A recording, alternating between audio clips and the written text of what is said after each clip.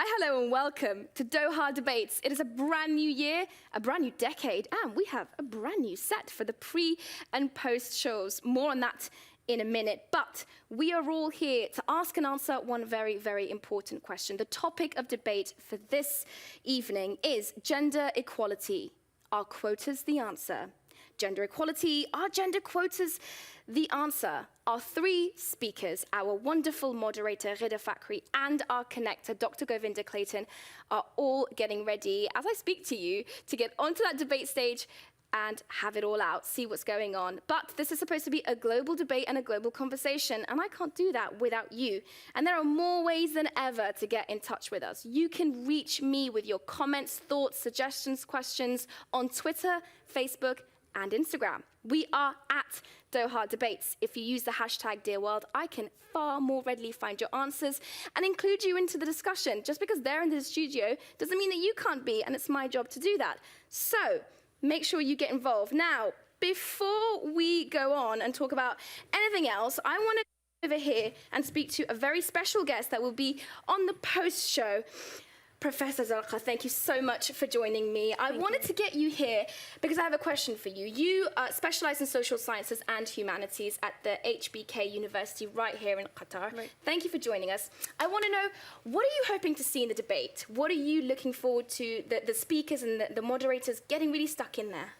Right, thank you. So I'm hoping to hear, first of all, a little bit about what does gender equality mean to our speakers. I'm hoping they would contextualize it a little bit and tell us what equal opportunity, for example, means in the Middle East or in Africa. So actually, we want to understand even what the definition of gender equality and quotas are. Right, and so I also want them to, I'm hoping they would talk about quotas and across different fields, right? What does, for example, gender quota mean in academia? Right, and so I want them to talk about women in politics. I want them to talk about women in business, and I want them to contextualize, and I hope problematize, and I hope they would talk a little bit about intersectionality of all these factors. Those are a lot of very important big words that I'm going to be talking to you about in the post show. Hopefully, thank you, Professor, for talking to us now.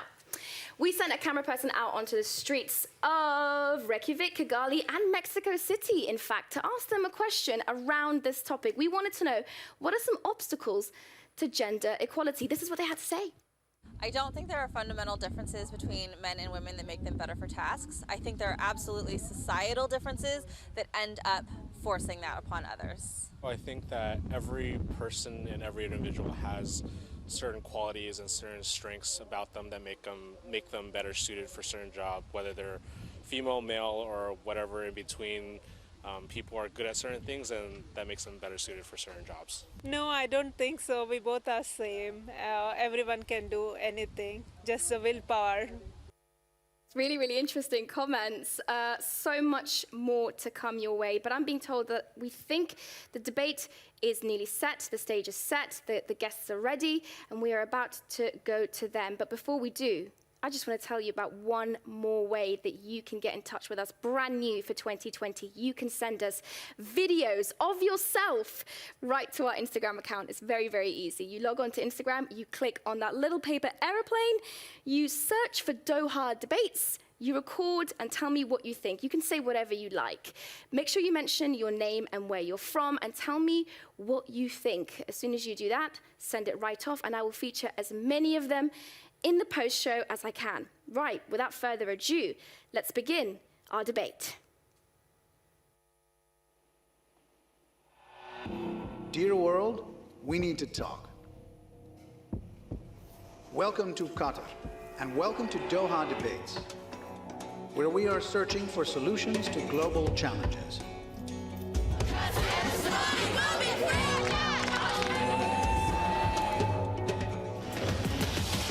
The fight for equality, dignity, and respect continues. What should be done about the gender pay gap? The claim that the wage gap between men and women is only due to sex is wrong. First we wanted men to do something for us, but like that time is gone now. It is important for me that little girls and little boys see someone that looks like them included in different things in this world. The cry for gender equality has never been louder. Across the world, millions of women are pushing ahead. It is a global scream for equality. And yet, here we are today. Studies show that it will take us at least a century to close the gender gap. So the question we're asking today is, do we simply wait, or do we act now to accelerate change? That is our debate here in Doha. Please welcome your Doha Debates moderator, Ghida Fakhri. Hello and a very warm welcome to Doha Debates. Today we take on gender equality. Do we need affirmative action? Are quotas the answer? Those in favor of quotas say it is the only way forward. In fact, it's the only way to fix gender discrimination, give women their rightful place in society. Now, those against say that quotas are ineffective and they can also be counterproductive. Others believe underlying culture must change if we are to empower girls and women. So as always, three perspectives, and then of course we'll be working to find some consensus.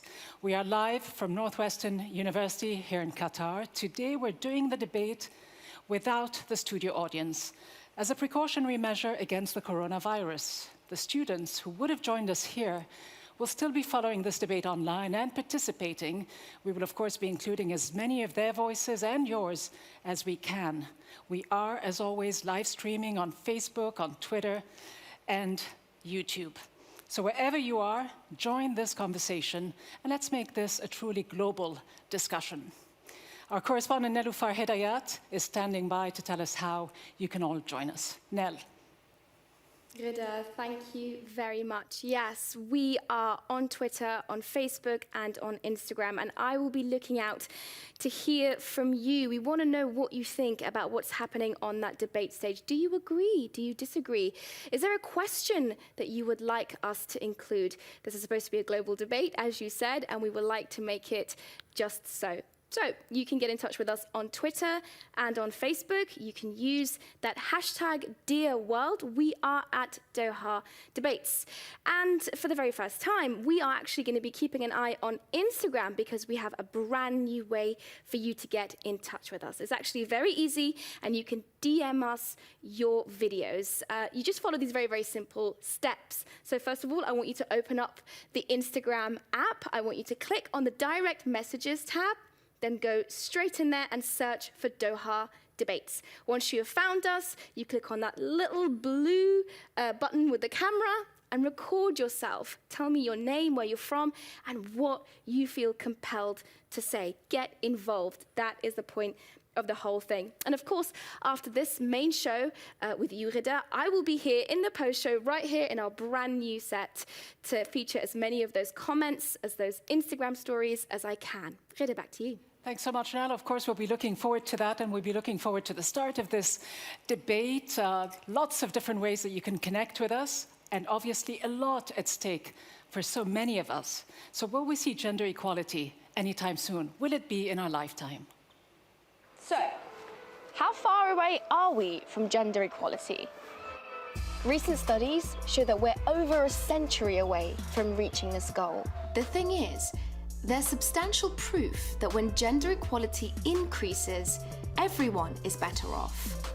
When equality between genders goes up, so does overall life satisfaction for men, women, and children.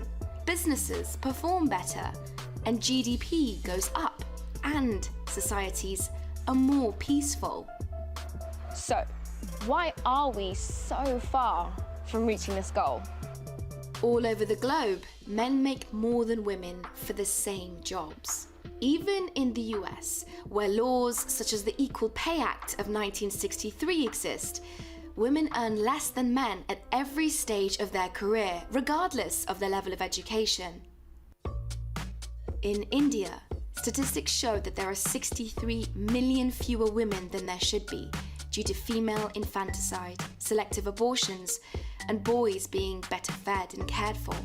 When it comes to schooling, globally, girls are far more likely to be pulled out of school earlier than boys. Around the world, 132 million girls are out of school. When they are in school, they're often harassed, marginalized, and discouraged from certain fields. And when it's time to get a job, more obstacles slow women down. Women in most countries expect less pay from their first job than men. This widens wage gaps from the get-go, and as women get older, it only gets worse. So, are we surprised that their health, their happiness, their ability to contribute economically, they're all seriously hindered? We know that instituting better laws are a good first step. But surprise, we also don't have nearly enough women in power. Anywhere. Political power is an arena where men have the most advantage over women. The truth is, equality is a pretty simple concept, but achieving it, that's really complicated.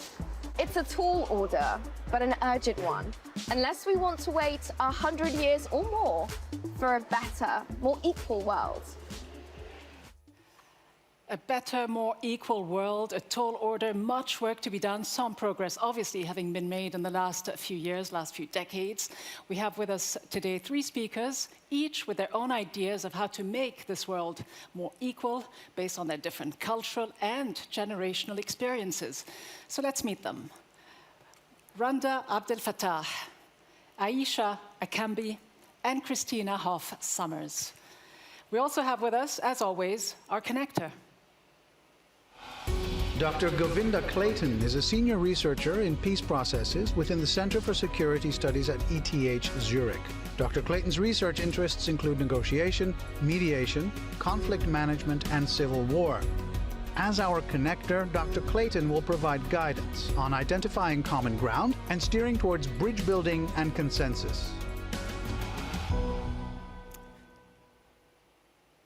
We'll be getting some advice from our connector a little later, but first, let's hear from our speakers. Our first speaker, Randa Abdel Fattah, is an Australian writer of 11 novels, a lawyer, and human rights advocate. She has a PhD in sociology, and her academic work centers on Islamophobia, racism, and everyday multiculturalism in Australia.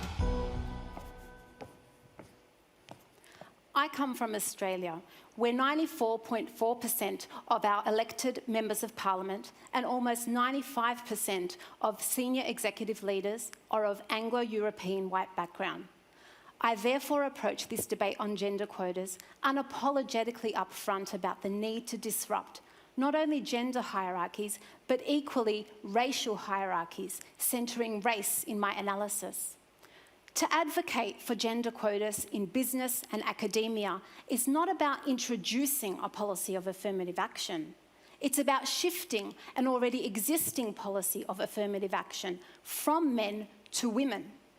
Affirmative action is already in operation by default, a historically inbuilt mechanism in our corporate and academic institutions, which has produced the reality that men overwhelmingly dominate boardrooms and senior leadership positions in business and academia, giving them the greatest access to the arenas of social, economic, and political power.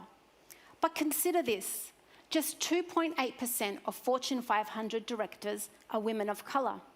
Of the approximately 19,000 professors in the UK, 4,000 are white women and 25 are black British professors. Gender inequality clearly impacts on women, but some more than others. I'm interested in pushing the debate on gender quotas so that it takes into account the nexus between gender and race, recognising that women of colour are both women and people of colour, and therefore face sexism and racism. The gender quality debate for too long, particularly in Western countries, has approached women as a group defined by a single axis of oppression. Woman becomes a master category, half of humankind, ignoring the fact that race continues to have social and material relevance for that half. White women enjoy racial privilege as they fight sexism in a male-dominated society. But most importantly, such racial privilege can collude with sexism to further marginalise and discriminate against women of colour. We need gender quotas to pursue a radical redistribution of this power dynamic.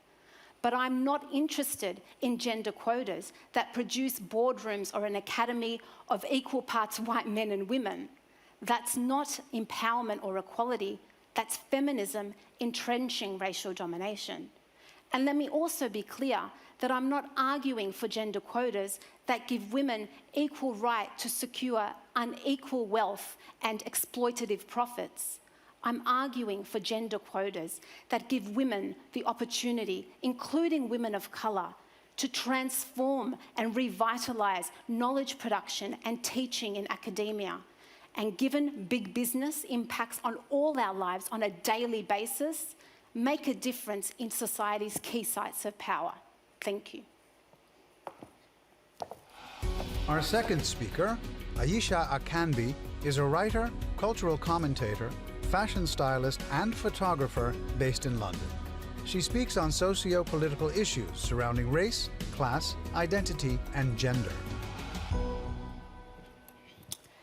If we don't like gender quotas, as many of us do not, then we have to be active in building a world where they are unnecessary.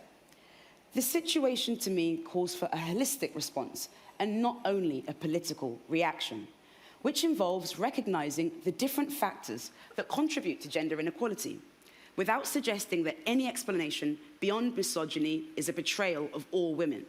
What might be a betrayal of all women is to suggest that there is only one solution to a social problem. In the age of gender strife and ideological mayhem, quotas are a no-brainer, a well-intentioned means of overcoming vocational and political inequality. But quotas may cause tension between colleagues. Any work we care about can make us overly self-critical. Who needs the added anxiety of thinking that your colleagues believe you're only a tick on a diversity checklist? So many feel tokenized, like they have to carry the weight of being a spokesperson for their entire group, rather than expressing their individual viewpoints.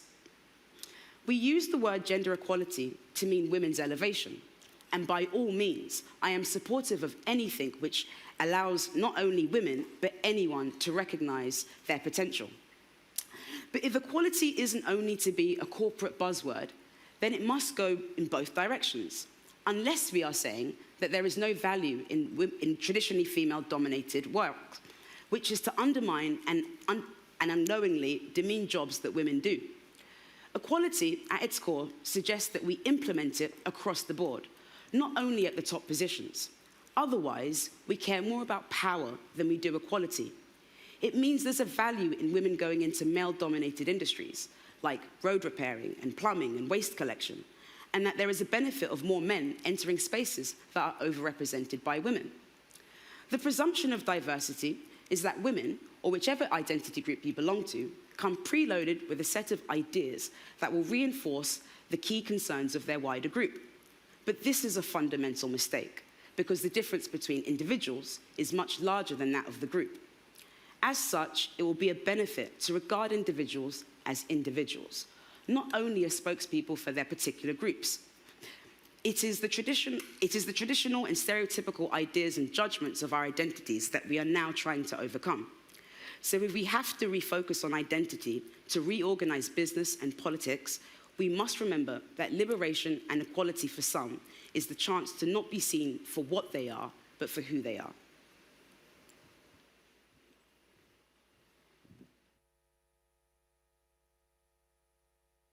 Our third speaker, Christina Hoff Sommers, is an author and a resident scholar at the American Enterprise Institute. She co-hosts the podcast The Femsplainers and hosts YouTube's The Factual Feminist. I am a strong believer in gender equality, but quotas are not the answer. First of all, they send the message that women, we just can't make it on our own. But you know what happens? All women then, including many who could make it on their own, they're forced to bear the stigma of preferential treatment. Second reason I oppose gender quotas is there's no evidence that they work. Now, consider what happened in Europe. In many countries, they have gender quotas for members of corporate boards. And we've been told that these will improve corporate decision-making, boost performance, help advance women at lower levels. But none of this has been borne out. In 2018, The Economist reviewed 10 years of data to see if any of this happened. And it concluded that gender quotas have done very little to boost corporate performance or to help women in other parts of the corporation. Now, in less prosperous, non-democratic societies, quotas are doing actual harm. Take, for example, gender quotas for political office. What happens is that women, talented, educated women, are pulled out of the mainstream society where they are desperately needed, into the government where they serve. Now, if the government is an autocracy, they serve as long as they make no waves. They have to be silent.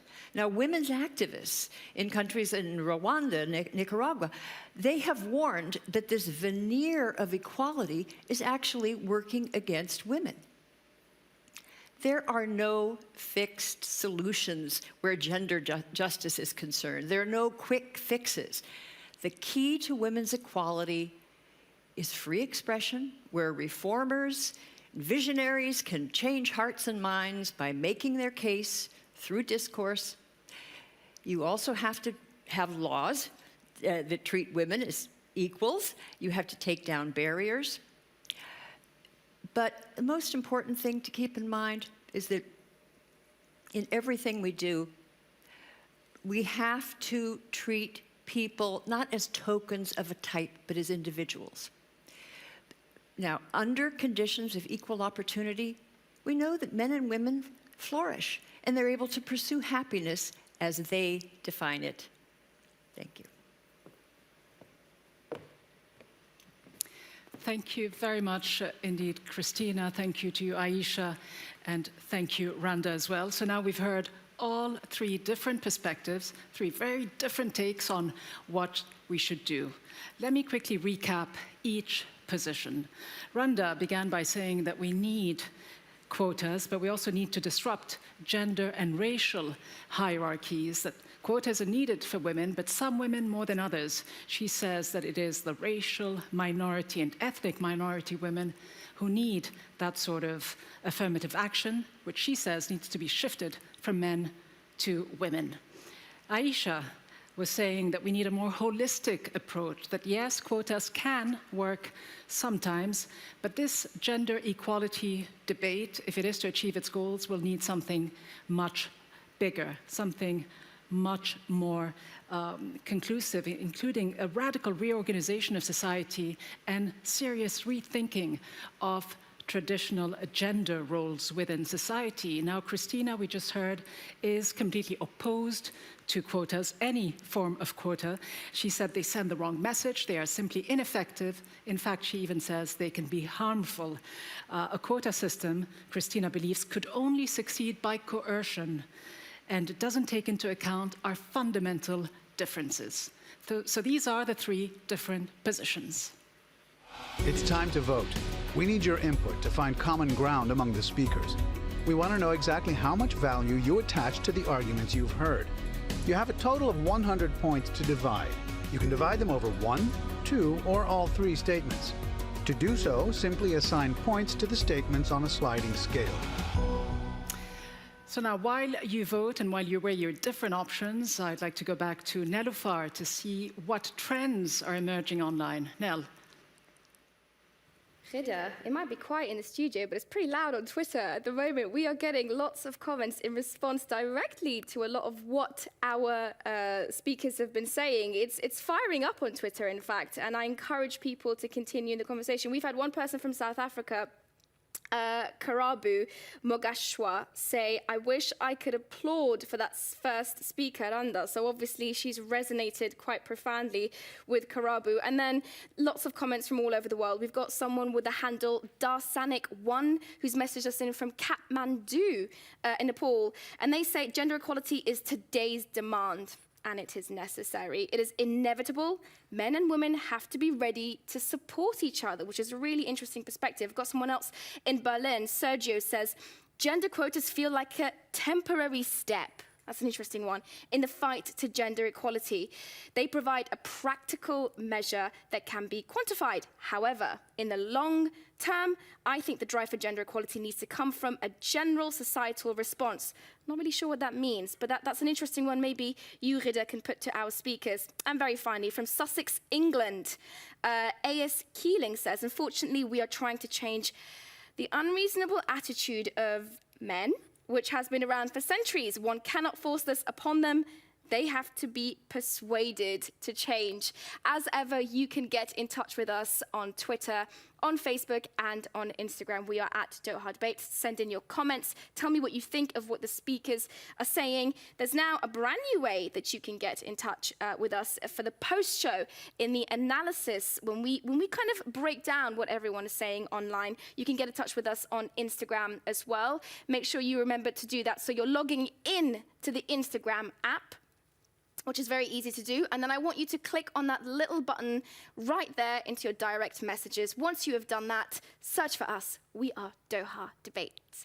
Once you have filled those bits and bobs, you can hold your camera up and record your message. What do you want to tell me? What do you need to get off your chest? What do you want to say about what's happening on that debate stage? When you filmed it, send it straight to us, and I will try and feature as many of your Instagram messages, your tweets, and your comments in the post-show. Rida, back to you. Nilüfer, thanks very much. I'm told that the results are soon coming in. Not sure that we've tabulated them all so far. So let me just bring you back in, Nell, while we await for these results. It's another minute or so, I believe.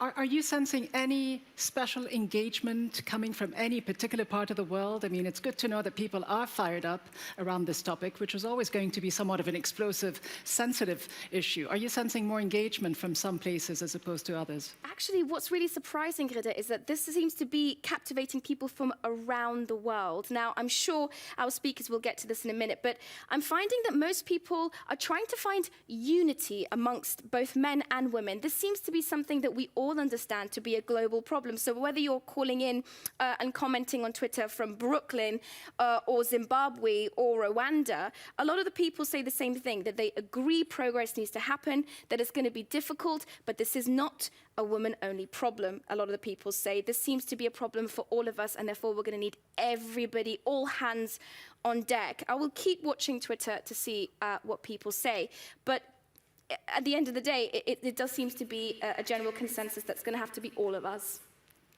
All right, that's wonderful. Thanks so much, Nilüfer. And we'll come back to you, of course, as you get more of the engagement going online. I'm told that we do have these results. So let's see what we have agreed on and what we haven't. Let's put up the results on the wall behind me. So you can see there the second argument, the one that was made by Aisha, is the one that has resonated the most for now, followed by Randa's argument, which went up first, and then Christina's coming in third. So quotas can have some benefits, but we first need to revise cultural expectations. That got about 40+% of the vote. So this is the situation now. Let's see what we can do with this result coming up next. Welcome to the Mejlis, a traditional Arab consensus-building practice. The focus of the Mejlis is to welcome critical conversations and reach solutions. Hida will encourage our speakers to bridge differences and find common ground. So let's see if we can bridge those differences. Obviously, some very different ideas on either side of the spectrum. Christina and Randa, of course, Aisha somewhere in the middle. So we listened to you all very intently. Randa, you seem to say that white women, in fact, you said this, I quote you, white women enjoy racial privilege that can collude with sexism. In this fight for gender equality, then, is Christina an ally or is she a foe? I think when I mean that, I think that we have to be responsible for the impact of our words and what we fight for, who we end up aligning with, who our voice emboldens. And I think that your position, Christina, does not advance the position of underprivileged women who have historically been marginalised and who are not as the current status quo shows, enjoying the freedom to participate in society as equals because they are historically marginalised. I'm talking about, in particular, Western countries where women of colour are not the majority and who do need support in order to overcome that historical underprivileged position in society, because the feminist movement in Western science in particular sees women as a universal experience, and often is speaking about white women's positions and doesn't take into account the position of women of colour. And so I think that needs to be overcome. Christina, you're leaving out people like Randa. They're not part of your fight, are they? What do you say to that? Oh, Brenda's part of my fight, and everyone's part of my fight. And what I like that some of the viewers said was that it's something men and women must do together. I agree with that. But I also think that in our pursuit of intersectional justice, men have their intersectional, they suffer in ways. There are hierarchies where they are the have-nots. And I worry about a women's movement that is leaving men behind. Because what they do is they tend to concentrate on men that are at the pinnacle of success, or in your case, a few women, but most people aren't at these heights of great glory and, CEOs of Fortune 500s. You have to look at men and women across the culture, across the society. How are they doing? Boys are behind in education. Where is the call for quotas to help them advance to college? Our colleges are increasingly female-dominant. We have our prisons full. In the United States, it's basically incarceration of men. It's a race issue and a gender issue. And I just don't see a movement that brings that into the calculus. So I think if men are in trouble, so are we all. If women are in trouble, so are we all. We are in this together. I find that a very problematic response because, for example, in Australia, when you look at the Australian Men's Alliance movement, Men's Health Alliance, and it tracks the problems that men are facing in society, problems most often caused by patriarchy, which is what we are all struggling against because it harms women and it harms men. In the list of things that it addresses with, higher suicide rates, with dying, in more workplace deaths, the kind of things that you speak about often, not once in the responses and solutions to that is it that women are focusing on, women's gender equality issues. The solutions are fight patriarchy, focus on men's health, focus on better working conditions. Is this every woman's fight, though? Because you say this is what all women are fighting against. But I wonder if, Aisha, you agree that this is your fight, too. Is it an us versus them, an us women versus the oppressors, the evil men, the oppressive patriarchal system? Do you see it? Do you see the enemy the way Randa does? No, but I understand the position, and I think it's an understandable one. But no, that's not the way I see it. I think if we're ever going to build together, I don't think we can afford to see men as the opposition. I think we need to remind people how these sort of structures that are unequal, not just only in top levels, but across the spectrum, have a harm for us all. And so I think we are all manipulated and forced to act in ways sometimes that are counterproductive to the means that we wish to achieve. And so I don't think seeing anybody for, their race or their gender or their sexuality or anything like that, I don't see seeing any of those things as an issue is going to be helpful going forward. I have never said that men are the enemy or the opposition. And this is the beauty of arguing about justice in terms of structures, in terms of systems. It means we're not talking about immoral men or evil men or oppressive men.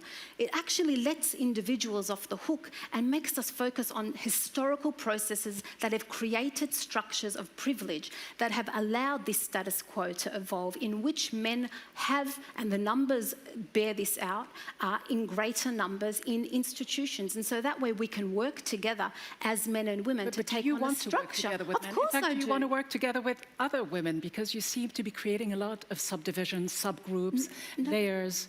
Does the that layers help are you- very important because Does that help or helps does us. it weaken the base? No, of course it's very important because it means that we are identifying the nuances in this argument, that it's never going to be a one-size-fits-all approach. Gender quotas are not a key or a solution. They are part of, like you said, a holistic transformational project in which men and women come on board to change a structure that has been historically in place, and we need to work together to take that on. Will you work together with all feminists? I know you describe yourself, Christina, as an equity feminist. Yes. I suppose you would say that Randa is a gender feminist. You wrote a book a while ago with the title, Who Stole Feminism? How Women Have Betrayed Women. Were you talking about the Randas of this world? I like Rhonda very much, but I disagree with her on this. I do think she's what I would call a gender feminist. And by that, I mean, an equity feminist is someone who wants for women what they want for everyone. Dignity, equality, liberty. And in my view, throughout many parts of the world, not all, but in many parts of the world, certainly in my country, it's been a magnificent success story. Women have achieved parity with men in so many domains and even moved beyond them. There are still problems. Say this to Black women, say this to Hispanic women. You know, with African American and Latino women, if you look at what is happening in education right now, they are on a trajectory that sociologists are at a loss to explain. But the sad thing is their brothers are not going along with them. So I'm trying to point out these complexities. I don't think it helps anymore in most parts of the world. I don't think it helps to talk about and to play a narrative where men are the oppressors and women are oppressed. Almost everywhere, men and women, there's a complex set of burdens and benefits. And I think basic fairness, basic humanity, basic empathy, that we have to look at one another as human beings, not as members of a class. And sometimes when people talk about patriarchy and the structures and so, I think they're talking about the human condition. And we all have to find ways to mitigate suffering where it's occurring. But I hear division. Have we not tried this for too long? This approach? I think you're arguing for a recipe of complacency. Not at all. It feels like mission statements because, of course, we all agree that we need fairness and equality and justice. But, you know, we're at a point now where we need action. And how are you going to deliver on that? Well, is a woman of color supposed to just trust that, you know, society is going to let her in, that society is going to give her those opportunities? At some point, we need action. We need some evidence that it's not just mission statements or feel-good statements. And it's not abstract theories that have no bearing on reality. Of course not. And if you talk about African women, that's not a monolith. There are many, many different, different classes of women and religions and wants. They're not just a monolith, a group you can generalize about. So the problem with the intersectional analysis is you keep having to subdivide and keep going down, and you get more and more groups and more people competing for attention. When what I say is to look in the society, where is there suffering? And look at fundamental metrics, not abstract theories. Let's ask Aisha. Aisha, do you feel that you want to speak on behalf of a group? You said that Do I want to speak on behalf of a group, on behalf of, say, No, I couldn't. I think I would be doing... You said earlier that you feel that differences among individuals are bigger than differences among... Yeah, I do. I don't believe that black communities, and even black community is a tricky word because there isn't essentially. You know, we're not a monolith, and people feel differently. I know plenty of black people who don't think racism is a big issue. You know, and because I think the conversation that we're having is one that is, to use the word, maybe quite privileged in that sense, because a lot of people are just getting on. And I don't think the ways that we frame the world through a sociological lens is how a lot of people are receiving the world. And so, no, I wouldn't speak on behalf of all black women or all black people. I only speak on what I believe feels honest and truthful to my experience. And if people can relate to that, then great. But let me ask you this then, because you say we're all privileged. Now, we heard Randa say that someone like Christina is among the more privileged. Yes, White women are among the more privileged. Do you feel less privileged than Christina based on the color of your skin? Definitely not. And I know that it's, at the moment, quite a popular thing to believe that I am, but I can't afford to feel that way. I can't afford to feel as though Christina is more privileged than me, because that will color my sense of esteem. And that's not a privilege I can give to anybody. And it would be so presumptuous of me, without knowing a lot more about her, to assume I'm more privileged. I think it's patronizing or matronizing to use I see it as that way. I see it, and I get it, and I understand, because essentially by the word privilege, we're trying to say that, you know, Christina isn't going to face racism, you know, and she may not face racism in America in the way that I potentially could, but she could face racial discrimination in other parts of the world, depending on where she was located. So no, I don't like to assume that every white woman, white person is more privileged than me, because I think actually teaching this to people is self-defeating, and I think it's disempowering. I think there are ways to speak about racism that don't sort of privilege white people as having something inherently just better than everyone. Not maybe better, but I don't know, more beneficial than everybody else. That's not my experience. So, Rhonda, what do you say to this? That there may be a certain cultural aspect to this discussion, but what really drives inequality may not be gender or race, but perhaps socioeconomic conditions. Well, that's the whole point of intersectionality. And this debate is so much more than about how I feel about you or whether I feel you're privileged than me. I mean, for me, that's a completely irrelevant question. We're talking about systems and structures here and the way that societies are organized. And of course, that's the beauty of looking at the world in terms of intersectionality. As Kimberly Crenshaw said, it's a tool, it's an analytical tool, because the reality is, and maybe this doesn't apply to you as individuals, but the reality is that we all occupy different intersections in society, and for some people, the intersection of class and gender is going to affect their life chances. For others, it's going to be the intersection of race and class. It's going to be the intersection of sexuality and race. So it's important for us to understand this, rather than just to flatten everybody as individuals having equal life chances, because the reality is that identities are politicized. None of us bear any sort of depoliticized identity. The fact is that we are all the bearers of some kind of identity that is imposed on us. Me, a Muslim, Australian, Egyptian woman in Australia, I would love to be treated as an individual, but I'm sorry, I'm in a settler colonial multicultural society, and there are certain areas and certain contexts in which my Muslimness, my Palestinianness, my Egyptianness, my particular class, these are going to be things that are going to be used against me, weaponized against me.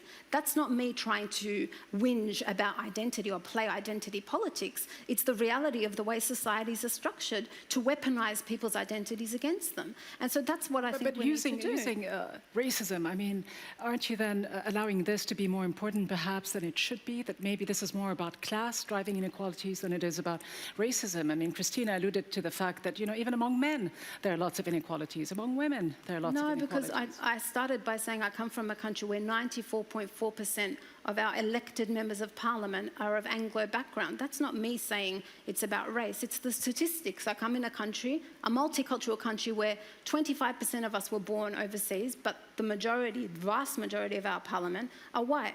I mean, what does that say? Race matters. Can we ignore the implicit racism? Well, the thing is, I have seen fairly good studies of racism around the world.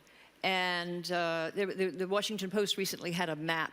It was an analysis of various questions they asked people. And Australia and the United States were among the least racist countries in Canada. Ask Indigenous people that. I mean, that's actually grossly offensive. That may be what your opinion is, but I'm telling you my experience. The person who killed the Muslims worshipping in Christchurch this month last year was an Australian. Please don't talk to me about race in Australia. But then I would imagine the reaction of the majority of citizens was horror, because of course we have these things happen in the United States, and the majority of people are horrified and will do. There's an outpouring of love, and we'd have to look at that, and that's that fellow feeling. And I think that we're not there yet. And I don't think you're there yet in Australia, but wow, where else in the world are people making such an effort to be inclusive? And we have very high levels now of intermarriage among races. I mean, the problem, we're not going to be able to keep this whole thing structured because people are falling in love. But we're talking about the effect, the concrete effect on outcomes. The outcome is that we're not... If we can't equalize the starting position, and it seems to be a bit of a utopian concept, why don't we equalize the finish line, the quotas that Randa's talking about? What's so wrong with that, Christina? Because they don't work. And I think we agree on this, that what can happen, I mean, you had a critique of the way they are used. They can just you replace an old boy network with an old girl network, and you have a group of elite women who benefit, but there's no evidence that it trickles down and empowers women at lower levels. It's just not there. I guess it depends on the context. I mean, because there's quotas in parliaments, there's quotas in business, there's quotas in academia. So I think it's also important for us to pick apart the evidence of where it works and where it could be fine-tuned. That's really important as well. I mean, that's very important, but take quotas in politics. So this is a big problem because people will look at Rwanda and say 60% of the members of parliament are women, and it's held up as a sort of paragon of gender equity. But the women have no power. Now, in the United States or Canada... You don't know for this for a fact, though. The symbolism, though, is important, isn't it? The symbolism, it's empty, and it actually inhibits reform because the outside world, it will pour in support and hold back on criticism. And now you have feminists and human rights workers saying, please stop praising countries that just have this chimera, this veneer of equality. Now, in the United States, we have more men in the Senate and more men. It's getting better, but it's nowhere near parity. But you know what? It doesn't really matter because as a woman, I can vote for somebody who represents my interests. And that's not necessarily, we just had a primary and the women didn't win, but a lot of women, very liberal women, voted for Bernie Sanders because they felt he represented their interests. That's not oppression, that's freedom. So that's politics, where a lot of women have the aspirations to join governments. We've seen that in the United States, 6 competent women couldn't get very far yet again. But taking other professions in the world, Aisha, talking about the freedom that you spoke about earlier, do you feel that we must acknowledge the fact, too, that we have different interests, that women don't necessarily want to be fighter jet pilots, they don't want to serve in the army, they don't want to fix rooftops, that we may have different interests, different aspirations, and that quotas could end up making us feel somewhat coerced to fit an ideal. Do you buy into that argument? Well, I don't think it should be dismissed completely, and I think that could be, it's argued and widely stated that that's maybe a product of socialization, and maybe there might be some things that we need to do to counter that. But I do think that different interests, because of what we think about what's desirable for men, what we think about what's desirable for women, are still quite rigid in many ways. And I think this does push us in different directions. Also, cultural expectations. I know growing up, with a Nigerian family, there were certain jobs that this is what you're going to do and this is what you don't do, and I think that exists in many different cultures in different ways. And so I think there can be maybe cultural inclinations that push us in different directions, as well as gendered expectations, and I don't think they are worth dismissing, which isn't to say that sexism isn't an issue, but I don't know if it's the whole issue. Women sometimes their own worst enemies, in that some women, the older generation certainly, in some of the more conservative societies, Muslim countries and others, hold themselves back because of wanting to do what their grandmothers did, wanting to do the jobs that we're seen as women's jobs. So what do you feel that women sometimes hold their own progress back in certain societies that are more conservative? Not necessarily in conservative societies, because I think it's always a bit more complex than that. But again, I think that there's always going to be people who are going to make decisions that, from an outsider's perspective, seems not to be a free choice. And I think it's important to recognise people's agency as well. But at the end of the day, what we're trying to address here is that there is a status quo. I mean, the status quo is that we do not have gender equality, and gender quotas, we're arguing, are they one solution to this? They're not the perfect solution. They're not going to fix the problem. But isn't it about time that we do something? That we try. Do you want to equalize every profession? No, it's impossible to equalize every profession, and there is no one-size-fits-all approach. There's going to be certain, for example, in academia, it's fine-tuned based on the discipline. You're never going to get 50-50 parity, say, in engineering. So I think that these are usually scare tactic arguments to say, well, men and women are different, so how can you achieve 50-50 parity? Let's just throw the baby out with the bathwater. We are more intelligent and nuanced. We're capable of creating very complex ways to keep people out of countries, very complex racially based immigration systems. But when it comes to fine-tuning some gender quotas to increase women's participation in certain industries and certain sectors of society, suddenly people fall into hysterical, that we can't do it or it's too hard. It's not too hard. There is a problem. The status quo is unsatisfactory. More women and men, because it affects men as well. They have daughters, don't they? They have wives. This discrimination affects us all, and I think that gender quotas are one answer. You mentioned men, and I know a man who's standing by, waiting to come in and give us his thoughts on how we can actually sort out our differences. Govinda Clayton, our connector, what are your thoughts? Thanks, Gita. Ladies, hello. Well, as you may have noticed, I am a man, which means I'm at serious risk of mansplaining right now.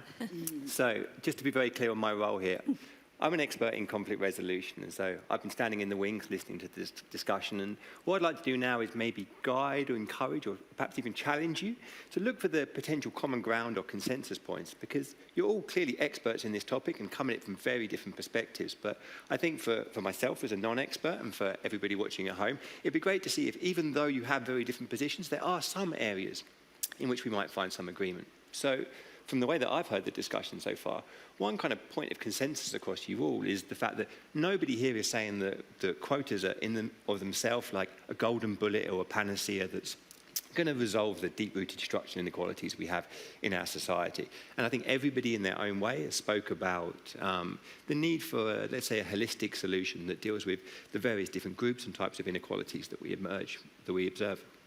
But I think we can maybe try and go a little bit further than that. So rather than have this kind of abstract level of agreement, if we can find some specific areas of commonalities.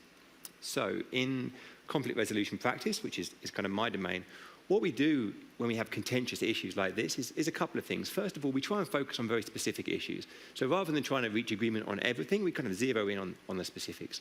And secondly, we try and broaden the focus from binary terms. So when thinking about quotas, not thinking about whether quotas as a whole are all good or all bad, we do very much what Randa was actually just suggesting, is we try and pull them apart and think about, well, in what type of context or what types of quotas might be effective in different types of ways.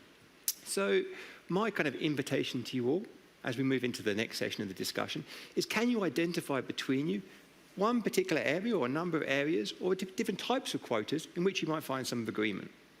Or, if that is not possible, thinking about the function that quotas are attempting to achieve, and see, are there other types of tools and approaches, whether legal or political, through which we might achieve the same function that we're attempting to achieve through quotas?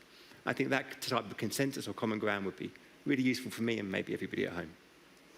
Thanks so much, Govinda. These are interesting thoughts that I will explore with our guests. Let me go to you first, Aisha, someone who is willing to listen to the other side and maybe entertain some of the ideas that are put forward. What do you make of this notion of perhaps, taking what is workable from either side? That quotas, in some cases, maybe you have an idea of where they work best. Maybe they can be applied, or maybe not. I'm not sure. I think on a political level, although I'm not necessarily sure that I think we've seen examples in the world where women in political power don't have women's interests. In fact, they can be really polarizing figures that most people do not like. So although I don't believe that all women will necessarily have their interests, I think in areas like politics, for the symbolism, because I do think symbolism has some weight, in allowing people to know what's possible. Because I do think humans do have this nature where we see people doing something and we want to do it, So I think it's beneficial in that space. But I don't know, there's lots of areas where there is gender imbalance, and I think it's worth thinking about some of the reasons as to why that exists that aren't necessarily to do with discrimination. I don't know if it's always that case. I think it's a very, I don't know, I think it's an easy way to look at the world, I do, you know? And I have looked at the world in that way a lot in the past. And the more I speak to people, it's just not what I see so much. And so I just think that we need to think about other areas beyond discrimination, why these imbalances exist. Christina, are you I willing find to that very detain helpful. quotas in any specific instances? I don't think that all discrepancies in society are owed to discrimination. There are other possibilities, so I agree with you there. I also think that I do, and I think we share this, we do want a diverse society. We want diverse, political bodies. But there are other ways to get there than quotas. I find quotas just a gimmick and rigged, and they create more problems than they're worth. But I'm open to being persuaded that in some contexts they could work, but I haven't seen it. I haven't seen enough evidence. But there are other things to do. You can have an atmosphere where you're encouraging companies, for example, to have more women on boards, or create an environment where people are welcoming to women. And I've seen it work. It's working in the United States. And there have been excellent studies that show when women run for office, they are just as likely to win as men, and they raise as much money. It's just that fewer women choose to run. So that tells me, okay, why? And one reason is that they didn't think of it. And fewer women, were class president and so forth. So there are organizations in the United States that are actually kind of development programs to guide young women to political careers. And this seems to me to be an answer, and it's not coercive, and it's not attacking anybody. It's just, I think programs that kind of grow organically out of the culture work better, and in the long run, make us happier. Randa, some women obviously feel that quotas don't work. They can be demeaning. In fact, they say they don't empower women because they don't create that environment. What do you say to them? No, I would disagree. I mean, obviously there are going to be sort of, at the beginning of a quota system, there will be perceptions that somebody has been appointed because of a quota, so they become the quota person, the quota woman. It's tokenistic. But I think we should shift the onus. And what this does by constantly focusing on women as the underprivileged and needing the quota is we forget actually the bigger picture here, which is that men are evading these sorts of levels of scrutiny. So rather than ask, why do you deserve this? Why are you not? Why do you deserve this because you're not a quota woman? What is your level of competence? Well, what have the majority of men in a boardroom or in academia done to deserve being the majority? Why can't we shift the onus back on why there is an overrepresentation rather than an underrepresentation? I just think it's very problematic to constantly think about it being something that's going to lead to tokenism, because again, I feel it's a straw man argument. But again, is it all because of injustice, though? And again, isn't it problematic as well for women to feel that they can't earn their way forward? That quotas in some ways can perpetuate this notion of women being victimized, being victims. No, I think that this is a quota system is a complete rebuttal to the idea of victimhood. It's actually about saying, you know what, we need to take action. We need to take action because this isn't about victimhood. It's not about morality or evil men versus, good women. The point is that there is an imbalance and it needs to be redressed. And the quota system is one way to do that. And if you have a critical mass of women, I mean, if you have a quota system where you bring on board one woman, yeah, sure, she's going to be the quota woman. So let's be smart about the way we design it. And, all but again, is it because of the social choices that women make too? Because of nature? Because women stop working at a certain stage in their career sometimes to have children, to have a family. Is it about injustice, Aisha, the way you see it? You mentioned that much by way of tokenism has to do with putting on quotas in many of these different institutions. But more than that, do you feel that quotas actually also go against the grain of democracy in some way? Well, I guess it's easy to say that, but then, you know, as Randa is saying, there is an imbalance, and I think that's undemocratic. And so we do need to find ways that we can look into that issue. But I just don't know if, yeah. Well, I think what me and Randa can agree on, and maybe I'm not sure if Christina's there too, but I think we can recognize that maybe it's a short-term solution. You know, I don't know if you think this is maybe something that's meant to be long-term or maybe a permanent solution. God, no. That's the point is, hopefully, we'll never have to be long-term. Exactly. And that's what I'm saying as well. It's just that it may be a short-term solution, but I think that there are so many different factors at work here. And, yeah, I think, it shouldn't be something that we rely on. A short-term solution, do you agree, Christina? I just don't think you fight discrimination by discriminating. I don't think it works. And in the case of quotas, they create resentment because, and take it to a particular level. I remember interviewing some professors at MIT. It was a department of planetary, I don't know, he was an expert on the atmosphere on Venus, the climate on Venus. And he wanted to hire some planetary scientists, and they were working on global warming. And there was a guy they wanted to get from Columbia. He was the best in the field. And he was told, no, it has to be a woman. You can't, you know, the dean said, and then the dean would come and say, we will give you positions, but you have to hire women. Now, this bothers me because I think it undermines excellence. I think it undermines merit. And go to the psychology department, go to veterinary medicine. It's increasingly female-dominated, and yet nobody's going there and saying you can only hire a man in the School of Social Work or the School of Education. I see a power grab by elite women, and they're using the language of injustice and oppression to kind of gain things in a very specific situation where it shouldn't be happening. And I don't, again, I'm not seeing the benefits for women in general. So our quotas are inherently unequal in many respects because they do favor the women who have more education, who have more opportunities. Well, that's the point, isn't it, though? I mean, like, when you have a quota system, for example, in academia, the point is not that, the way that I envisage it is that if you have candidates, you don't just look at the male candidates, and if there are, you know, there's a male and a female who have equal credentials, equal excellence, then in that department where there is an gender imbalance, then go with a woman. It's an orientation. It's a way of looking at about the recruitment practice in a way that actually acknowledges that there is a gender imbalance. The bigger picture there, I think. But I think that is he would have liked to have found a woman, and most people, if they don't have that many women, I find very positive attitudes, and they want more women. But sometimes the best person for the job is not a woman. And then to have an enforced quota, I do see that in a real life situation where you're hiring. Think if you're starting a company. Do you want the government to be telling you who you can hire? And why do we stop at women? Because why don't we be fully intersectional? And I just saw an analysis of the publishing industry. And they said, we haven't achieved equity yet.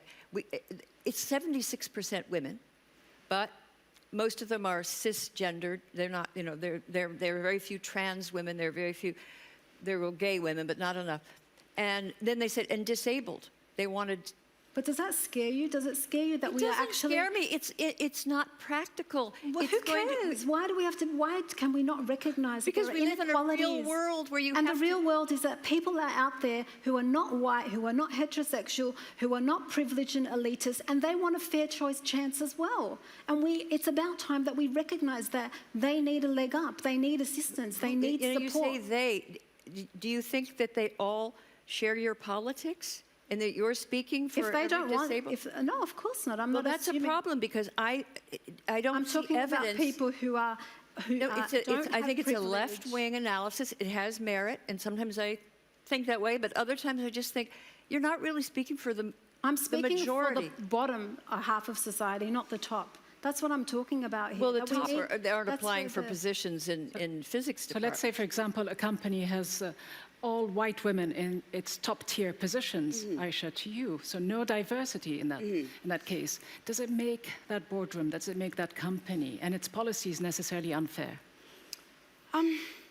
Again, I really struggle, and I'm open to the fact that maybe I'm being naive here, but when it comes to maybe an intersectional quota of that merit, I mean, of that degree, I don't necessarily think it's threatening, but again, it maybe strikes me as impractical. Like, how do we make sure, where do we find all of these people? Like, how do we assign maybe enough trans people, enough gay women, enough black women to certain jobs? Like, how do we know that there are as many around who want to even be in those roles? I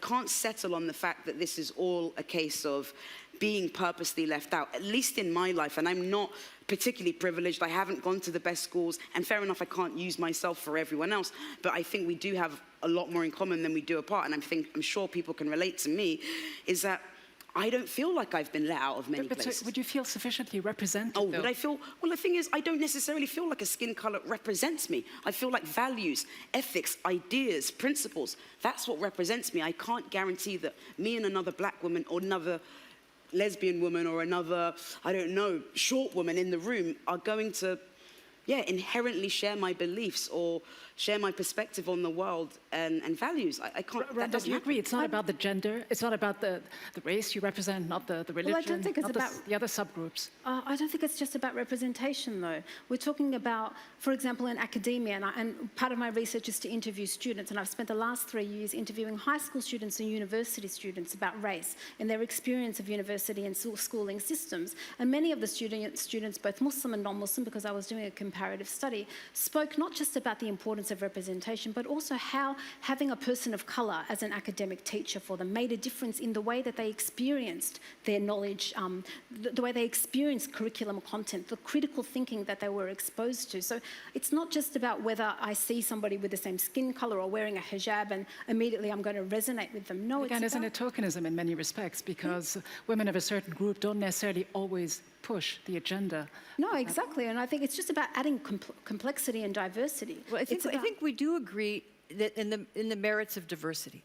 Of course. And if you just see all one type of people, then it almost looks wrong now. I mean, you can't, and I think because we have made progress, and if you have a panel, and it's all women, that wouldn't be appropriate, would it? No, wait a minute, what are we doing? We had a mansplainer, we had a mansplainer. But the reason it wouldn't be all women now is because there is, we need to have a balance there. There is a logic behind that, which is almost like the logic of quotas, that you have to make sure that the panel is properly represented. We're going to continue this conversation. I do want to bring in Aisha, and also the idea of socializing, not just boys, not just girls, but also boys, men and women, about the role that women can play in society. But first, let's try to take another vote and see whether the needle has shifted in any direction since we began this conversation. So let's do a second round of voting. In the meantime, let's get back to Neloufar to see what's happening out there in the world. Neloufar.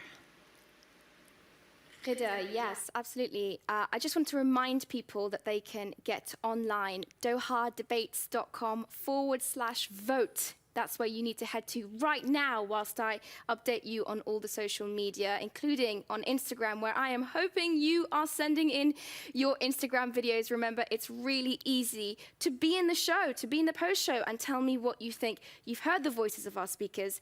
I want to hear from you.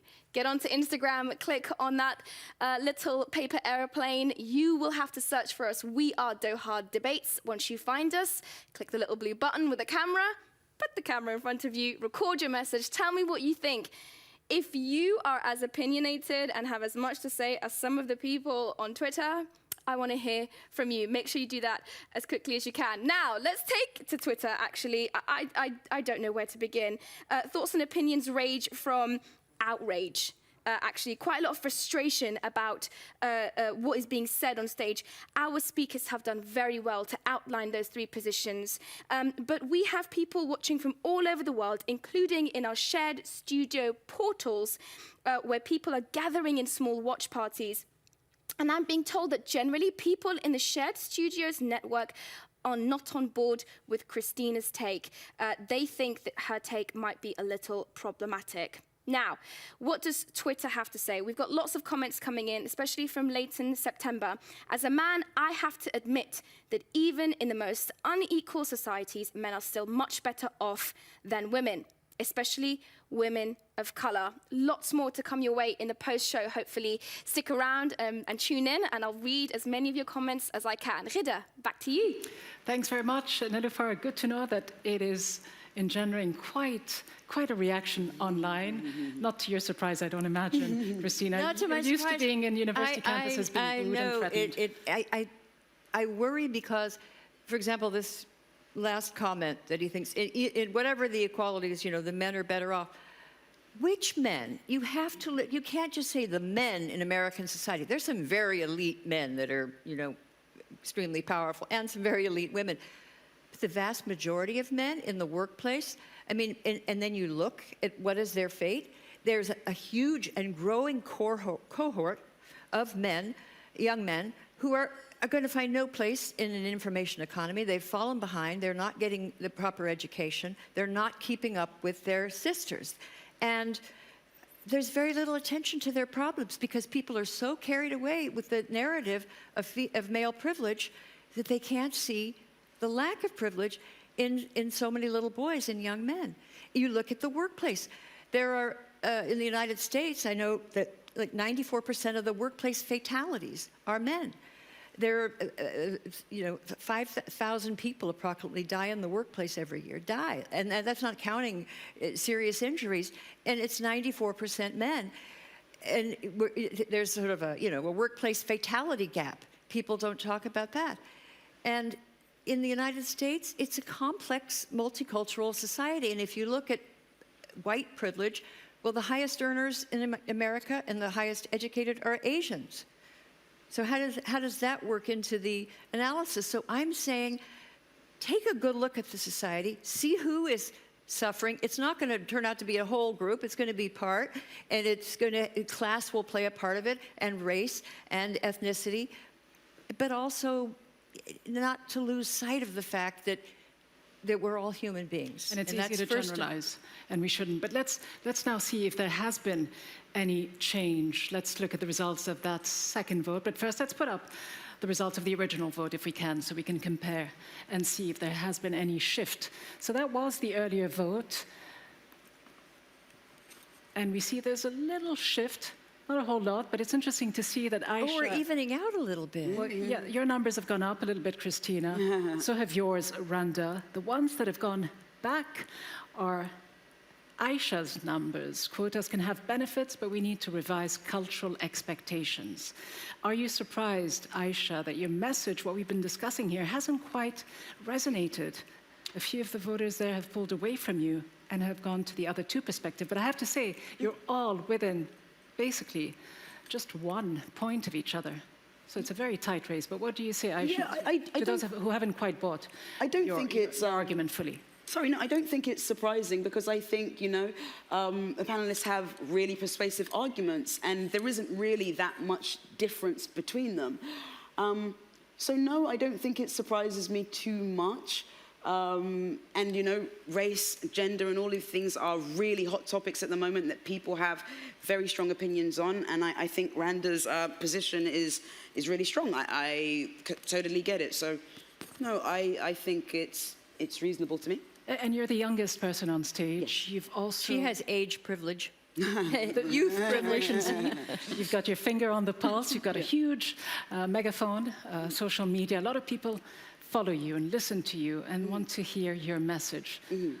What do you gauge from the younger generation of people, both men and women, when it comes to gender issues? I think what I gauge more often is that I think discussions like this tend to be contentious and get people's backs up because equality is a tricky word.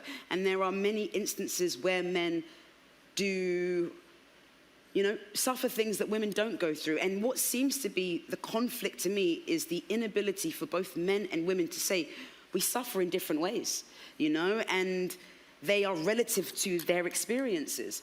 And I don't think that means that we need to ignore women's issues or we need to ignore or downplay men's issues, but I think we need to take them both seriously. And the way that we go about this, there's this sort of line that's kind of like, well, we can't look at that until we've done this. I think we can do both. And I think if equality is our true goal, which it is for me, then I spend as much time thinking about women's issues as I think about men's issues. And that's where I think about socialization. I think if men are told that the only way that they can be desirable, worthwhile, and all of these other things is by having power, which is something also women reinforce, of course then they're going to flock to these positions more so.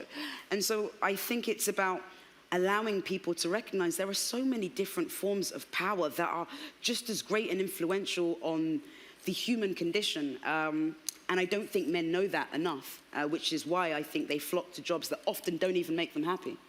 Brenda, you get the last word. How do you see this discussion going forward? Obviously, the conversation around gender issues is often very sensitive. A lot of people afraid to speak out, afraid to be labeled, afraid to be put in a certain box. I think it's because we have to frame it not as, an enemy and a victim. I think we need to look beyond that and realize that it is a partnership between men and women to address an inequality and imbalance in society. And addressing it doesn't just benefit women, it benefits men as well. And once people get past this as something as an opposition between men and women, then I think that we can really start to see change. All right, thank you all very much indeed. Fabulous conversation, a fascinating one. Randa, Aisha, Christina, thank you so much for being here. Let me also thank all those of you who've been watching us online, participating, voting, giving us your thoughts and ideas on this conversation. I do want to thank as well Northwestern University for hosting us here in Doha, and as always, the Qatar Foundation for making this happen. Do stay with us. We will have a post-show, an ongoing conversation that will follow with Nelufar and her guest, Monira Yassin. They will be analyzing what they've just heard. Until our next debate on the future of genetics, from me, Rida Fakhri, and the entire Doha Debates team, thanks very much for joining us.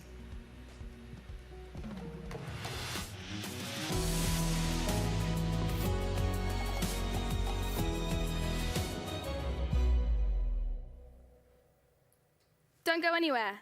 Stay exactly where you are. Don't close the tab. Don't close the browser. We have so much analysis, so much show coming your way. Hi, hello, and welcome. I am Nelufar. This is the Post Show with our brand new set right here in Education City. I've got a lot coming your way. But before that, I want to introduce you to my special guest. It actually isn't Monira. We've got someone equally as talented and, in my opinion, quite brilliant waiting in the wings. And we've got some students as well who are going to be joining us. Professor Firqa is waiting. Zarqa is right there waiting for us. And the students will, of course, be joining us in a sec. Now, as ever, I want to talk to you about getting involved. But before that, let's just take a look at that final result one more time. Can we put that result up? I want to see what your final decision was during the show. Okay, so this was one of the earlier votes. 31.93% said quotas do advance gender equality. Quotas can be beneficial. 40.84, that's your winner. And very finally, quotas do not advance gender equality at 27%. So you guys have a lot of your minds still to be made up. This vote is not closed. You can change those numbers, and you can do that right now. Voting continues if you go straight onto dohadebates.com/vote, VOTE. I will be able to change those numbers and get back to this before the end of the post show. Now, as you know, the coronavirus has affected significantly a lot of what we're able to do, but you guys have been watching online and engaging with us via the global network of all of you watching. We've had people tune in from all over the world. I'm so impressed. Thank you for sticking with us through this difficult time. We've had people tuning in from Brazil, Turkey, USA, Japan, Spain. Hello to all of you. Zimbabwe, Afghanistan. I could go on and on, but I'm not going to. I welcome you all, and remember, you should stay in touch. I want to hear from you. You can always tweet us, you can always Facebook us. We are at Doha Debates, but now there's a brand new method. You can send me your videos. How would you like to be in the show? Literally in my show. I want to see you. I want to see what you have to say. Get onto Instagram right now. You still have time. Click on that little paper airplane, then you will be met with a search screen. You just search for us. We are Doha Debates. Click on that. Click on the little blue button and record yourself, film yourself. I, myself, feel very moved and touched by a lot of what people on that stage had to say. I know I feel really powerfully and really strongly, and I know you do.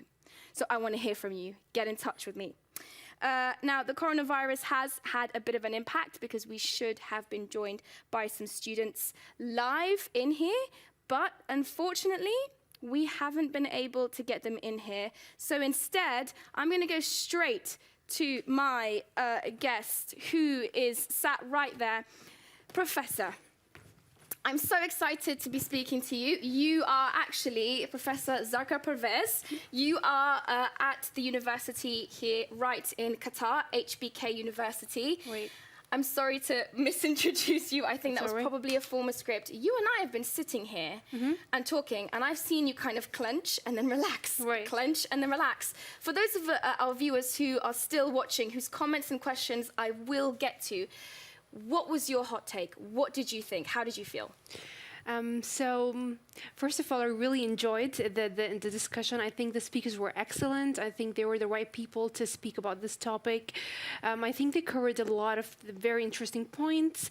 I especially enjoyed Rhonda and Aishat, and Christina was excellent as well. Did you? Because you were disagreeing a lot. I disagreed a lot. I'm coming to that. Head. I am coming to that. But I think probably it was a very academic discussion. So I think it was great to hear words like intersectionality or like, representation or, I don't know, elitism, tokenism, but an average person may not really understand what that means. I don't know what intersectionality really means. Right. I really don't. And I just feel like when we talk in that kind of language, a lot of the people watching are just like, why? I don't know what's going on here. This seems too much for me. Break it down for us. Why should I care about intersectionality and quotas? Right. So I think intersectionality should be the new buzzword in our lives. I think intersectionality basically means it has to do with our identity. And so, I'm someone who does a lot of work on identity. So it basically shapes our sense of self. So we all have multiple identities, right? Yes. Whether they're based on our race or religion or a color, language. And so they all intersect at different points and create our realities. Okay, so you were a brilliant academic that you are. You were taking Thank notes you. ferociously. Right. What did you really not agree with, and what did you think stood out for you? Because the point of this whole thing for our viewers watching and commenting, and I've got tweet after tweet after tweet, which I will get into in a minute. It seems to be that people want to continue this discussion, want to implement change, but we don't know what to do with quotas. I mean, an average person wouldn't know what to do. So what are you hoping to take away from the debate? Right, so I'm going to answer this in two parts. I think the first, what I didn't agree with is this kind of romanticization of, change will happen organically. We're just tired of waiting for change to happen organically. I do believe in sort of like long-term change, but I want to replace the word organic. I'm sorry, we do not have the privilege to wait for another 100 years or even more in the Middle East. I think it's going to be longer than 100 years. Can I just interrupt you there? Because this is what I find really interesting. On that debate stage, I heard them talking about intersectionality, race, age. I think Aisha at one person mentioned short women, which I'm not clear about, but no one mentioned religion. And no one mentioned Islam. No one mentioned this region. Talk to me a little bit about your experiences and what you have studied and learned about what gender equity means here, what gender liberty means here. Right, so these are again two big things, but if you wanted me to talk about my experience, I think being a Muslim in a Muslim country is different than being a Muslim in a different part of the world, in a Western world. I don't like to divide the world in two camps, but we do live in a bit of a divided world. So I think when we talk about equality, when we talk about, feminism or these big words, they obviously to people, they mean it's a Western concept. Yes. And so there is a kind of a rejection of that. Yeah. We have a long history of colonialism, of being orientalized, of being the other, of people coming here to teach us what we need to do and how we should do what we do. So I think automatically when I travel outside, or if I'm as a Muslim woman, I am the oppressed, and that automatically there's a rejection of And people express this to you? They do express it. sometimes very obviously, sometimes in more subtle ways, sometimes, indirectly, sometimes they're not aware of their own biases. But at the same time, being a Muslim in a Muslim country also sometimes implies that people would use a religion as an excuse to deny women their rights. And that is, I don't like to victimize women. I don't think we're victims, but I think the patriarchy or the system sometimes whatever you want to call it, uses a religion sometimes as a tool to kind of prevent women or to advance political agendas. Because you're a Muslim woman, I'm a Muslim woman. We don't look the same. Right. I know ideologically we don't feel the same and we don't agree on the same things. Right. But one thing we both experience is womanhood. It's this idea that 50% of the world's population doesn't get paid the same because we have different genitals. This, to me, and to a lot of people online, is kind of where the whole thing lies. Now, I want to get to you and the amazing organization that you set up right here in Qatar for women's rights and liberties. But first, I want to just read out some questions to you, some comments that people have made that I think is really interesting. Someone with the... And this is true, the handle is called Handle with Care on Twitter, says, do we care more about power than equality? So do we live in a world where power trumps equality? A very interesting question. I could probably write a lot about that. But Can you say little? Okay, so yeah, I'll try to sum it up. I think, so the way I understand is, I think a lot of the times equality is used as a tool to empower certain people. So it also has a sense of elitism to it. So it's very easy for me, to, and I know that I speak from a place of privilege, to sit in a group of academia or to sit with people who understand these words and say, you know what, gender equality is a great concept. We need to have quotas. We need to talk about equality. But at the same time, there's people that don't even understand what, equality really means, right? So I think a lot of the times it's about tokenism. A lot of the people who talk about gender equality are really trying to promote their own positions, and they're really trying to they speak from a place of power rather than a place of understanding. I'm going to end very quickly. I want to understand, because we're running out of time for this segment, I want to understand how you, in a very difficult environment where women's rights aren't very openly talked about, right here in Qatar, have managed to make a difference and set up an institution, set up an organization, and that there is hope, there are solutions, there are ways we can build change. Right. So I think there is a lot of hope. What you were talking about is a club that I set up at Georgetown University when I was a student in 2010.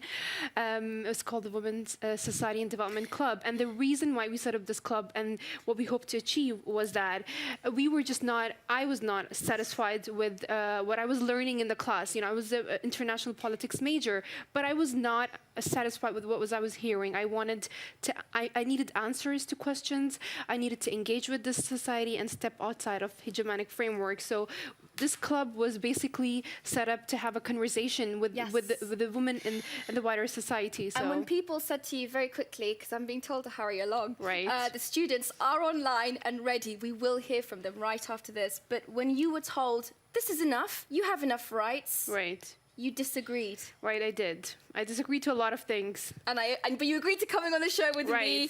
Thank you, Professor. Couldn't say no to you. I appreciate that. Very hard to say no to me. Stay right there, because I want to get to your tweets and comments that you have been sending in. I am so thankful to you for engaging. This is supposed to be a global conversation, and it cannot be that without it. So I'm just going to read a couple of the comments that you have been sending in. We've got one from David Quinn, who's actually a columnist for the Sunday Times out in Dublin, Ireland. And David says, the unexamined assumption in many of these debates is that men and women want exactly the same work-home balance on average. If they don't, it will unavoidably open up a gender pay gap, and closing it will require massive social engineering. So, quotas, social engineering, should we do it, should we not? That's a really powerful question to ask. We've got another one from David here. There is some progress, and David's in Zimbabwe actually, but it's slow. He says, Brandon from New York says, what does it mean that women get pulled out of mainstream society? That kept coming up in the debate, as we both saw. Christina mentioned it quite a few times. He goes on to say, she seems to be existing in an idealized world that fails to account for the structure of powers that limit the very potential she believes women have. You agree with that? I do agree. I will keep not you... fully though. Oh, okay. I do well, agree. we could talk off camera because I want to get to some really interesting points. As I've been talking to you, your Instagram stories have been coming in, so we will get to those in a second. Before I go to my students, I'm being told the students are actually ready. So I will leave you there, Professor. Govinda, hang tight. I'm coming to you. Thank you for running over. I saw you from the corner of my eye. We've got them. Okay. Do you know how hard this has been, ladies and gentlemen? It's been tricky. But finally, we are joined right here by our three wonderful students. We've got Shamir, we've got Jawd, and Nadeem. Say hi. Wave to the people. Hello. Can you guys unmute your microphones so we can hopefully hear you all at the same time? Yes. Okay. Yep. Thank you. Okay. Shamir, let me come to you first really quickly. What did you think about that? Because you are basically the first man we've spoken to. So you represent mankind. How did you feel the debate went? Yeah, no pressure at all there. So I think there were a lot of things in the debate. I like the fact that there were a lot of conflict points and that they sort of went around to resolve those a lot.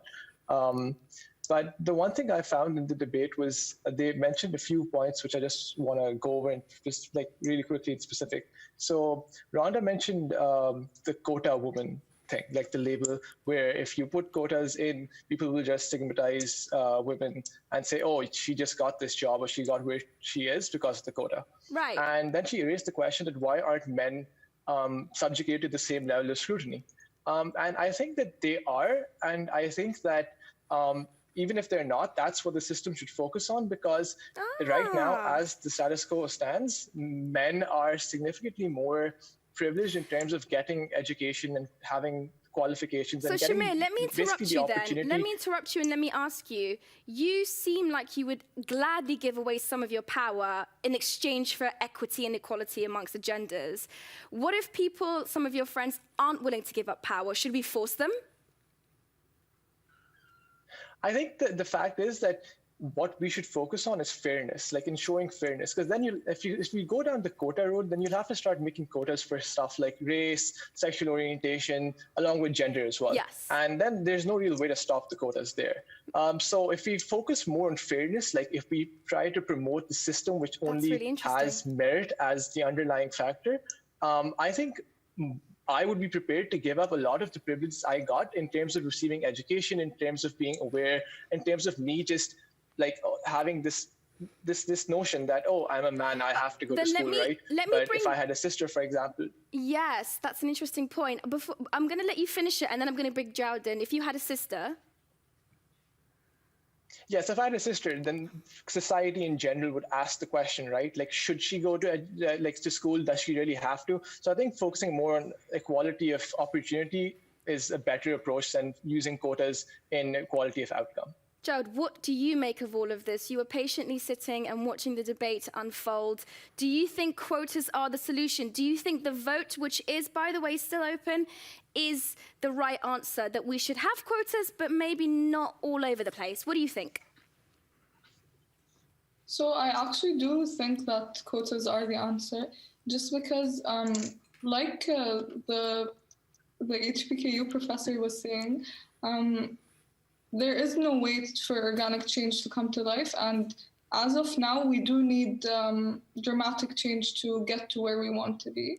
And I think whether that's quotas of outcome or quotas at the beginning at the level of education, then we do need this kind of thing to not have to wait 100 years to shape gender equality. What would you say? And yes, Dr. Zarqa Parvez made some really insightful points, and I'm so glad to bring her in. But why do you want to be a token? I mean, why would you want that? Would you want your sister to be a token? Do you want to be the token person in any university or profession? I think that, to go back to the point of scrutiny, I think that women are held to much higher standards of being looked at as tokens or being looked at as, oh, she wasn't good enough to get there herself. That's not the case. There's a lot of privilege and the odds are stacked against women. So I don't think there's anything wrong with accepting a helping hand to get to a better place than we are right now. Nadeem, let's come to you. Are you at uni? Is that a lecture hall behind you? I am. Thanks for taking a break to connect with me. I appreciate it. I really do. Nadeem, what do you make of this? Don't mansplain to me, whatever you do, because we apparently hate that.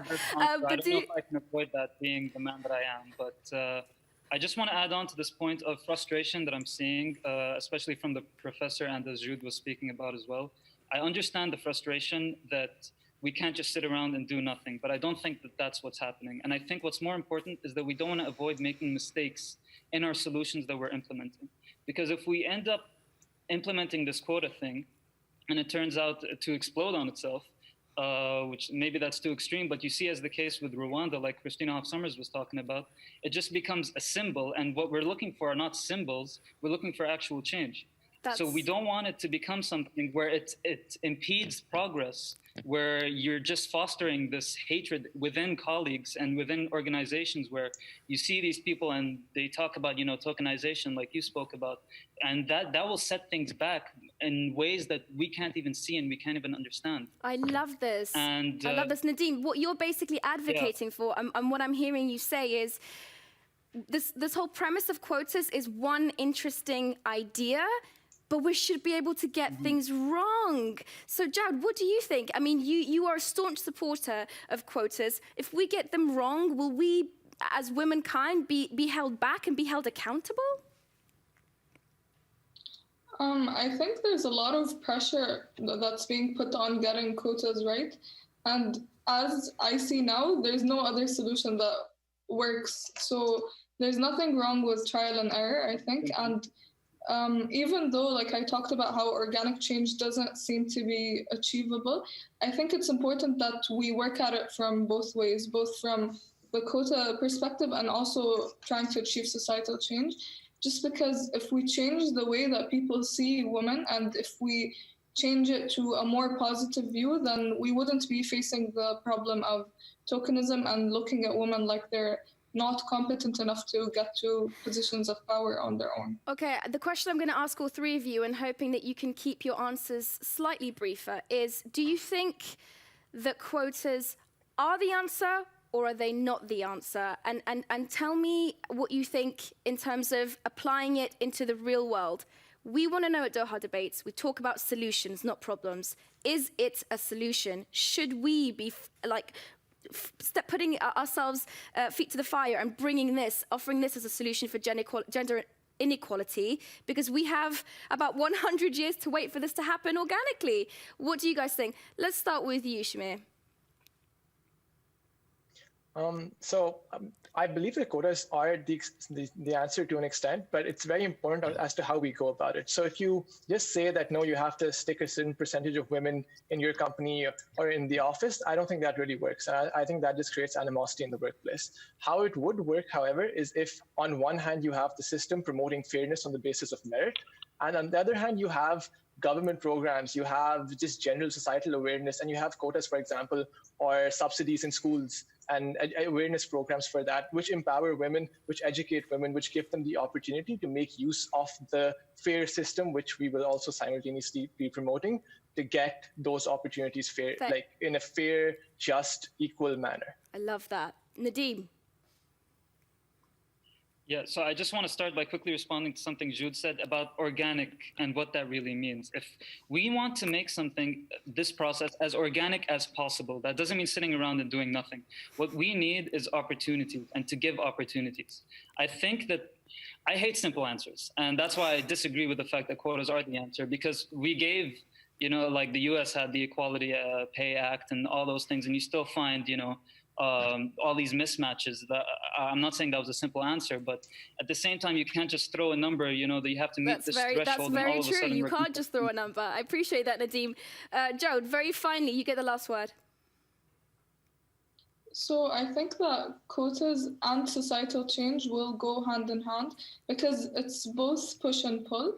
So I would have to agree with what Shahmir said about creating opportunities in education and that kind of thing, because that is what will make quotas work, because the general perspective and how people see women will change, and the representation that women will get through quotas is gonna help societal change come to life. Jawd, Shamir, Nadeem, 3 future politicians, excellent speakers. Thank you so much for joining me at such short notice. I respect it. Stay safe out there. Make sure you have your hand sanitizer to hand. Thank you all for joining us in this post-show. Now, we wanted to know what you guys think all around the world. So we sent a camera person out into the wider world, to the streets of Reykjavik, Mexico City, and Kigali to ask the question, how should governments improve gender equality? This is what they had to say. They should involve more women in their administration. Women and men are equal. They have to have the same salary. There is no difference. To protect women in the maternity leaves or paternity leaves also for men. It's to include all kind of genders and all kind of types of society in their laws. By, of course, being themselves role models in gender equality. They had to say, and it's time to hear for the last time what the vote count is for this, our debate on gender equality. The vote as it closes and as it stands will be up in a sec. But before that, I'm going to let you know that my connector, the guy you saw on stage, the only man on stage, will be joining me shortly. And this is the result of the final vote. Okay, clearly wasn't expecting that, guys. So we've got 32% of people agree that quotas are the solution. 27% think that they're part of the solution. 41%, actually, that number has grown and grown throughout the debate, says that no, quotas do not advance gender equality. There's only one person that I really want to speak to about this, and he's standing over there. He is our connector, Dr. Govinda Clayton. Thank you for waiting in the wings for me. Hot off the debate stage, how... Tag in. Coronavirus. Anyway, never mind. Our boss is going to have us. How was that? I mean, it felt really intense watching those 3 fantastic speakers go at it. Yeah, I mean, that was fantastic. That was fierce, right? There was a sort of really intense debate between all of the speakers. It was great to see the different positions really coming to life with the way they put it together.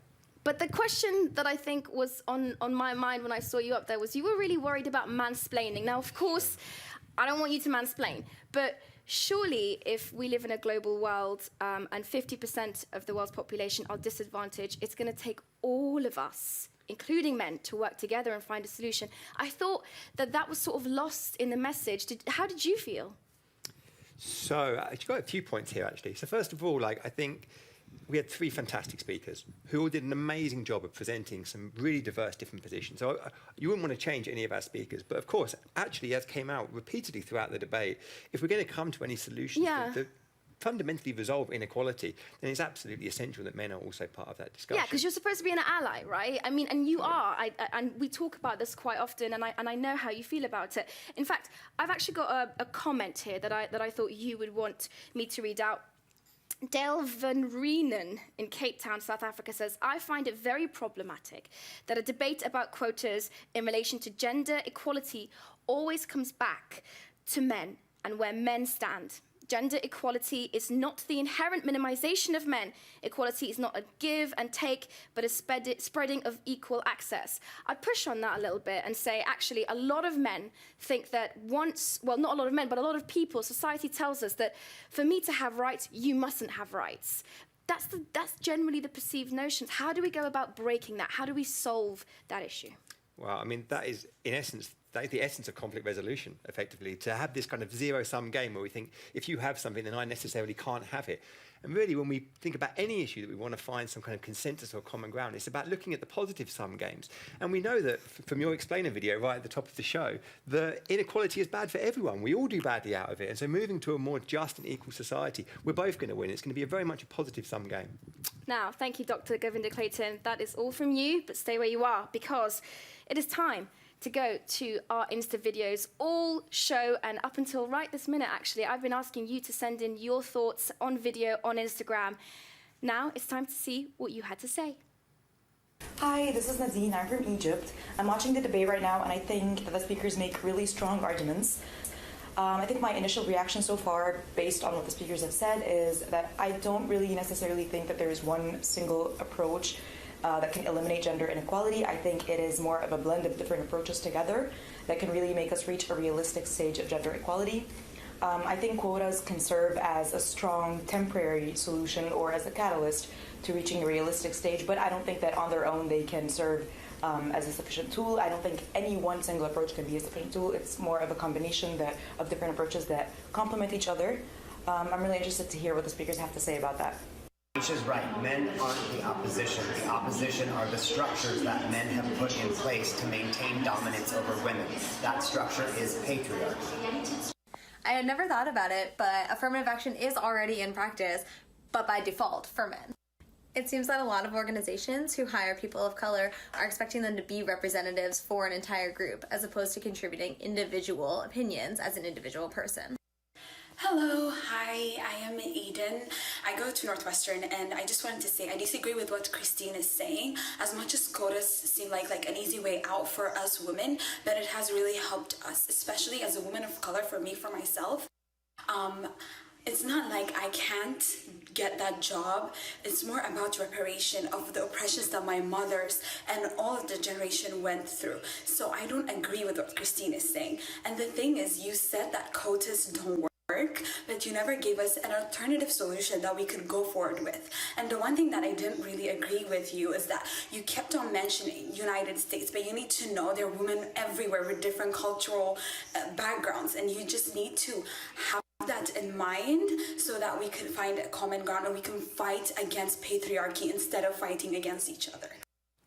I couldn't have put it better myself. That's it from our post-show. Just enough time for me to thank everybody. Our students, Professor Zarka, who's sitting right there, thank you. And of course, Dr. Govinda Clayton, thank you for being here. There's just enough time for me to remind you that we're going to do this all again, this whole thing, we're going to do again in 2 days on the 11th of March, where we will be debating gene therapy. In fact, the question we're going to be asking very clearly is the future of genetics. Should we create superhumans? It's going to be a big one. Join us then. It's actually really good. Awesome. Yeah.